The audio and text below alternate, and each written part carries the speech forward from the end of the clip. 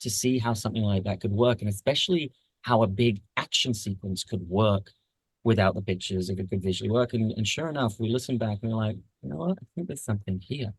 And so then we went bigger, and we started looking at how we could make the attachments we wanted, and expanded this whole merry-go-round from there. And I had to then go away and rewrite the whole thing for a year, every single moment of every single scene, with great input from Misha and from our co-producers in London.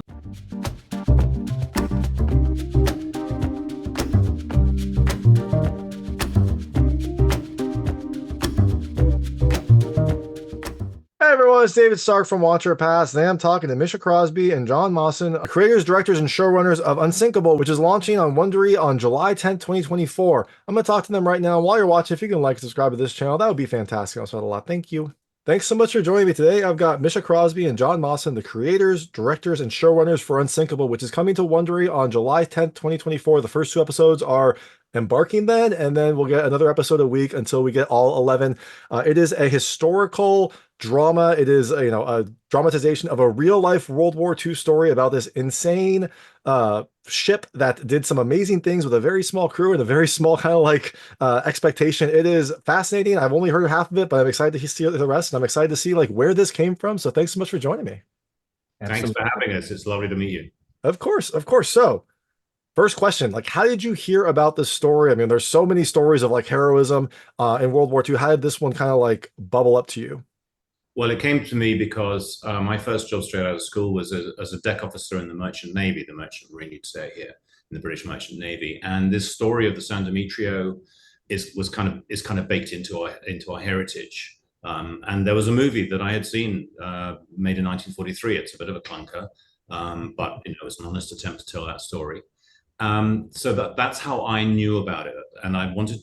When I've initially started to write a full-length feature film screenplay, I started around 2011 on that, because I felt that we were able, with the special effects we've now achieved, to tell the story and to show it visually in the most amazing dramatic way, and that has been validated if you look at something like Tom Hanks. I forget the Apple TV movie that was really well done. It was actually Greyhound, yes. It was the most successful opening to a digital release that they had ever had, Apple TV. Fantastic. So I was right about that. Might take a few years, but obviously it's an incredibly expensive thing to put up on the screen. I then was advised that it would be great as a TV series, and there's a lot of story here, which is more than you can really tell all of it. Yeah, particularly with the court case that came after it, you can't really tell in the normal length of a feature film. So I expanded it up to a limited season TV version. And then I met a friend of mine, Jack Bowman of Audio Marvels. He's been very big in the radio audio sphere with the BBC productions and so forth. And he came over here in February of 2020, just before COVID hit, to be on an audio panel, and he read the screenplay and loved it, and suggested to Misha and I, why don't you do this as an audio movie? And we both went, what the hell's an audio movie? Exactly.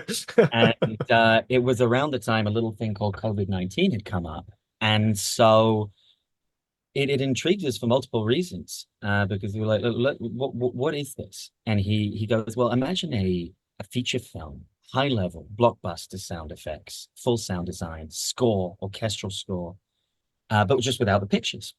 I'm like, okay, maybe this is something that could actually be explored right now with this pandemic that's going on. And so we went away and we actually did a little test scene, because you may know a little bit about John and I's backgrounds, but certainly it's been film and television for me over the last 15, 20 years or so.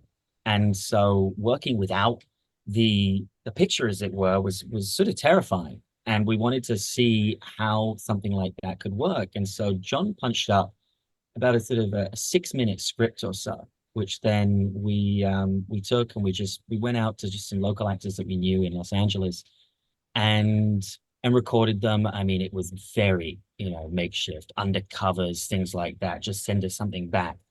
And I put together with some sort of sound design at this end at Deterra Studios to see how something like that could work, and especially how a big action sequence could work without the pictures, if it could visually work. And sure enough, we listened back and we're like, you know what, I think there's something here. And so then we went bigger, and we started looking at how we could make the attachments we wanted, and expanded this whole merry-go-round from there. And I had to then go away and rewrite the whole thing for a year, every single moment of every single scene, with great input from Misha and from our co-producers in London. And, you know, broke it up into 11 episodes, found the, you know, if you like, the cliffhangers for each episode, and found 20-minute sections so that we, well, for one reason for doing that is, you know, that's how people like to listen. If you want to listen to more, you can. But if you want to just, you know, if you like your 20 minutes or so, that's great. But it also gave us concrete chunks to work with. So we were able to record. Anyway, so the recording, and then as Misha said, it was like, okay, who are we going to cast? And we just decided to aim for the top. Yeah, and you definitely aim for the top. I mean, you got John Malkovich as like front and center. That is a huge game. Like, how did you, you know, sell it to your actors? I mean, you got some really big name brands here. So how did you kind of get them on board as well? Did you use that 6-minute teaser, or, you know, had some of them already been in audio dramas before and kind of like were comfortable in this world? No, in some cases, yes, we use that teaser. In others, listen, you've still got to lead with the material that we had as well in terms of the script, which was, you know, like John said, we've done some work, like, to really sort of develop that as much for the year as possible. But it was already, the feature film screenplay was already very, very good. That's what enticed me to want to come and partner with John on this initially. And so we systematically went through and prepared ourselves for some pain and suffering. And sure enough, Hollywood gave it to us. But we, you know, like with anything, if you've got a very clear vision and you have belief with that, and you shoot for the stars, you never know what you might get.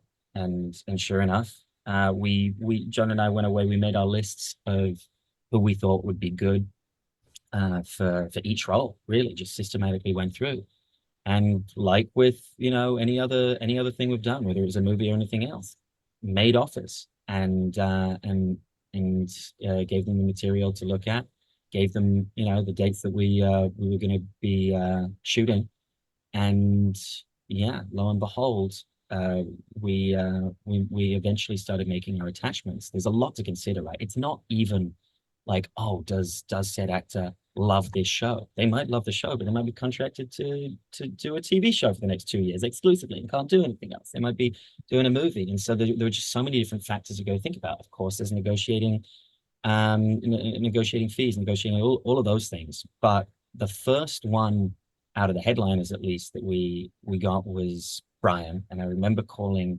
John and hearing a grown man's voice go up 4 octaves as he's standing on top of a table is something that everybody should behold. It was, and of course it was a breakthrough moment, because up till then, you know, we had been banging our heads against a wall with the agents, and it's like, well, what is this thing? Oh, I don't know. A lot of that, and who else is attached? Well, no one at this stage, you know. But we sent it to Brian. His agent said he'll turn this around really quick. I think he was flying back from the UK, and we think he read it on the plane coming back, because the next day we got a message from his agent. Oh wow! Saying Brian's in, and it was, listen, we still had some points to iron out, of course, in the long forms and all of that, but it was purely a creative decision for him, as we understood it, because again, the guy's got enough success at this point. He doesn't need, you know, Unsinkable, as it were, but he wanted to do Unsinkable, and it was very apparent when he stepped into that studio how much love and passion he has for the stories that he attaches himself to, the preparation that he'd done as well, the professionalism, and so just a thorough joy to work with. And so no, couldn't speak more highly on that front. And like there's a classic Hollywood thing, right? If everyone loves to be first, to be second. And so once Brian's attachment was there, it gave us some momentum with some of the other larger names that we then brought into the fold. It was Malkovich, it was Thomas, and Nathalie, and even outside of those four headliners, there's some just terrific talent right the way through, and we're really proud of all of them in this. Some actors that will be very recognizable to people, but they might not know their names. People like Rupert Vansittart from Four Weddings and a Funeral, from Game of Thrones and Braveheart. Juliet Aubrey, who's a BAFTA winner in the UK.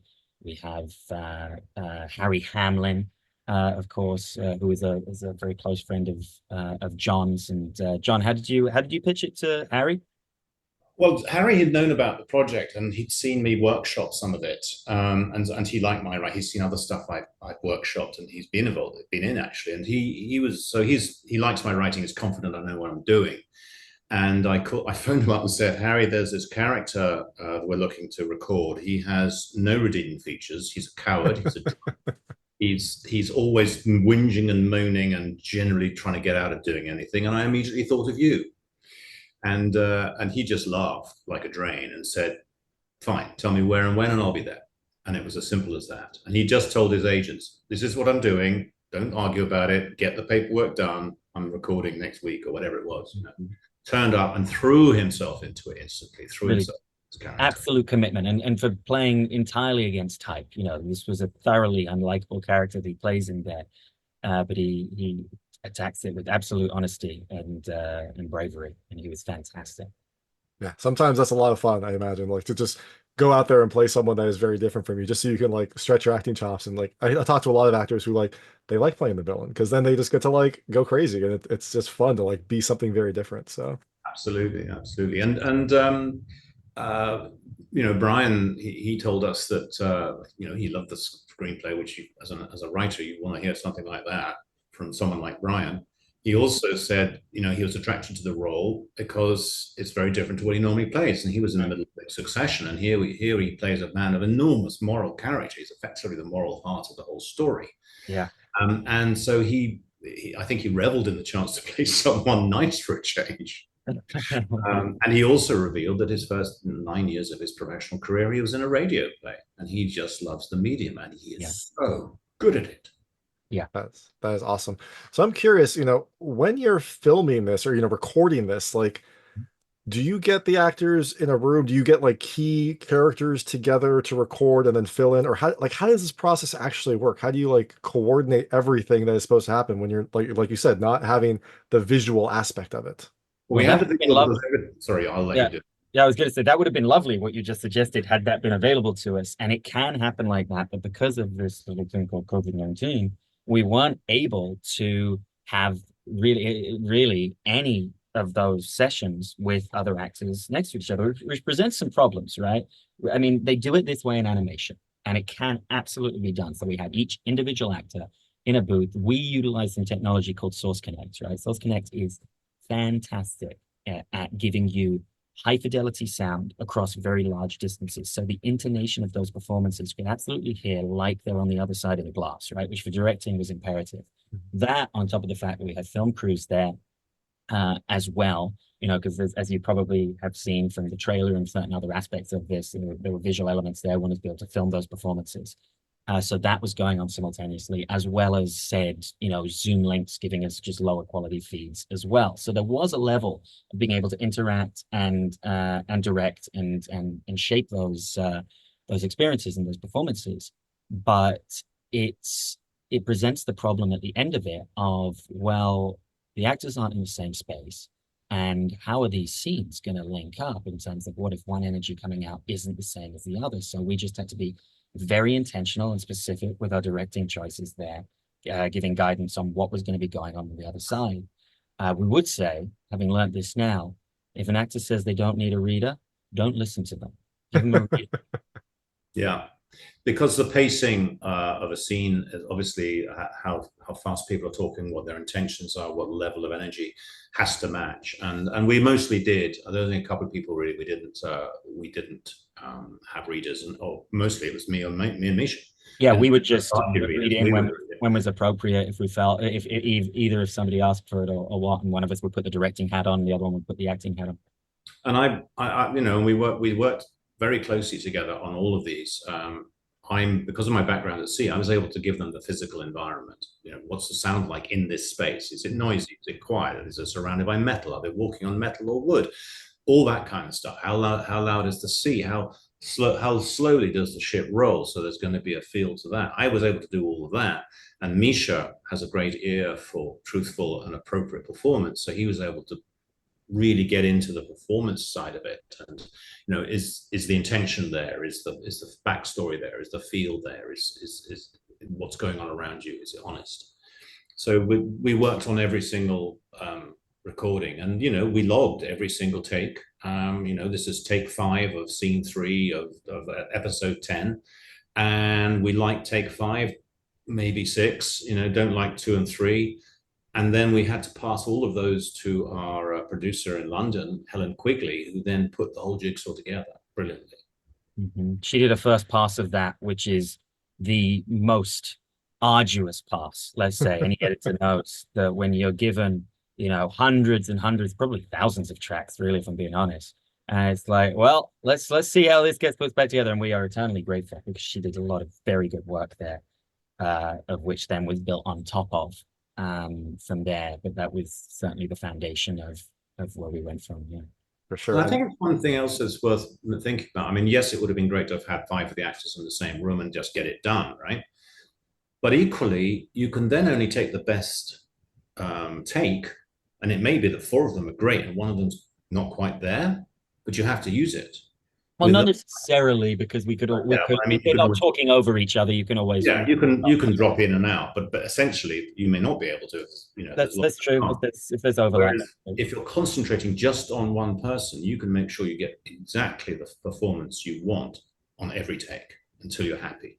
There is a benefit. So when you put it all together, you've got maybe 5 people having a scene. Well, every one of those people was on song, provided we provided them with the right background and energy and noise circumstance. Yeah, for the perfectionist and the control freak in the director, this way allows you to focus in more minutely. I agree, like in terms of that. And the audio is super important, like the dialogue. But there's this. You're trying to set the stage as well for an entire world. Did you have any sort of like weird sounds that you were able to record, like anything you had to go out and like record specifically for accuracy? I know that there were like foghorns and there were sounds of the ship. Was any of that kind of like custom sourced for this movie or for this audio movie? Don't remember that. I mean, we reached out to Jimmy Boyle for the sound design primarily because of Band of Brothers. Oh, well, that's a good one. That makes perfect sense. We figured he might have 1 or 2 decent World War II sound effects, right? And sure enough, the level of specificity and detail, it was. I mean, like, even coming down to a gun. What was it? We asked for a specific. What gun has it got on the back of this ship, John? I said it's a 5-inch, so-and-so gun. Oh yeah, I got one of those. Right, like down to the size. Then it was specific types of engines. We needed Rolls-Royce Maryland engines from that era flying over at one point. Absolutely have them.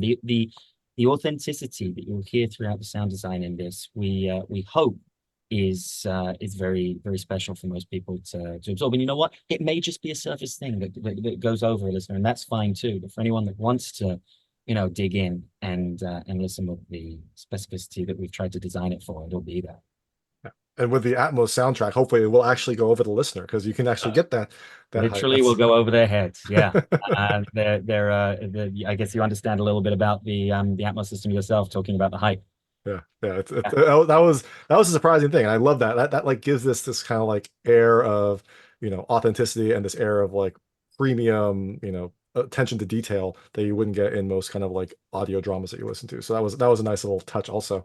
So you can hear all of that. You can hear this amazing story, some of these very ridiculous sound effects, and this heartwarming and heart-wrenching story of heroism during World War II in Unsinkable. It is coming to Wondery on July 10th, 2024, the first 2 episodes, and then every week another episode will come out until they hit episode 11. This is Misha Crosby and John Mawson, the creators, directors, and showrunners. Thank you so much for your time.